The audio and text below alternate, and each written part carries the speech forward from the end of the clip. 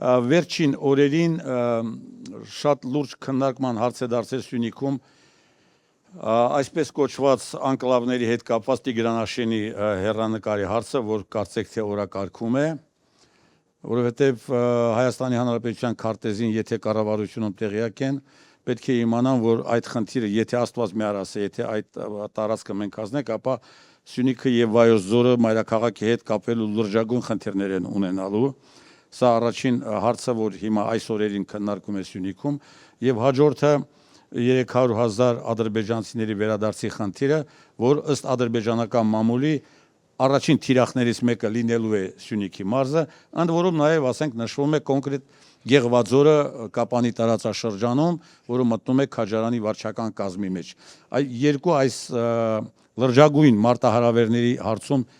ինչ դիրքորոշում ունի ձեր գլխավորած քաղաքական ուժը, խնդրեմ։ Ես հիշեցնեմ ոնց են իրենք հանձնել Գորիս-Կաֆան ճանապարհը։ Գորիս-Կաֆան ճանապարհը ոնց են հանձնել։ Իրականում Սովետի ժամանակ Հայաստանն էր սպասարկում եւ ինչ որ GPS-ներով հանձնեցին եւ այն ժամանակ կես ժամ էր, չէ՞, եթե չեմ սխալվում, կես ժամվա ճանապարհը։ Հիմա ինչքան ժամանակ է պահանջում։ Նույն ձևի փորձելու են Տիգրանաշենը հանձնել։ Ասելու են դե մի նոր ճանապարհ կկառուցենք, ինչ որ վերևով եւ այլ դեպի Վեդի։ Այս մարդիկ հողի նկատմամբ չունեն այն վերաբերմունքը, որը ենթադրվում է, որ պետության առաջնորդը պետք է ունենա։ Բոլոր երկրների սահմանադրությունները հետևյալն է գրած. երկրի տարածքային ամբողջականությունը։ Տարածքային ամբողջականությունը նշանակում է կոնկրետ սահմաններով հող, որի վրա ապրում է այդ ժողովուրդը։ Եվ դու պարտավոր ես պաշտպանել։ Սա չի հասկանում։ Անկասկած այստեղ կտրականապես հակառակ մոտեցումն է լինելու։ Իսկ վերադարձի ծրագիրը, այսպես կոչված 300,000 ադրբեջանցիների շակերտներուն վերադարձի ծրագիրը։ Վարչապետ հայտարարում է, որ դա հնարավոր չէ, այսպիսի ծրագիր չկա եւ այլ։ Ադրբեջանի նախագահը, բարձրաստիճան պաշտոնյաները անընդհատ խոսում են դրա մասին։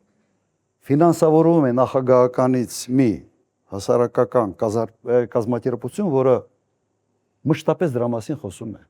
Սա պետական քաղաքականություն է։ Եվ եթե այսպես շարունակվի, ապա ես չեմ կասկածում, որ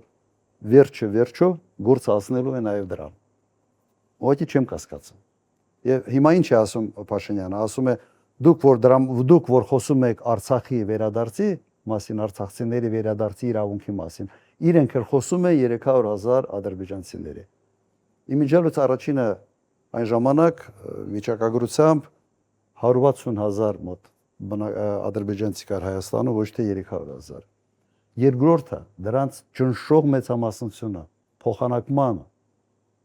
ծրագրերով են գնացել Ադրբեջան եւ այսօր բազմաթիվ գյուղեր կան, որոնք այն ժամանակ փոխանակման ծրագրով են։ Չկա, դու չես կարող նույն հարթության վրա դնել, երբ որ կողմերի համաձայնությամբ տեղաշարժ է եղել, մեկից դուրս են եկել եւ գյուղերի փոխանակում է եղել, դու չես կարող այդ ծրագիրը այդ խնդրից խոսալ ադրբեջանական տերմինաբանությամբ, չես կարող խոսալ։ Սա ոնց որ քո երկրի շահերի հակառակ քայլերի դիմես։ Դա խայտարակություն է։ Ուրեմն այստեղ վտանգը կա,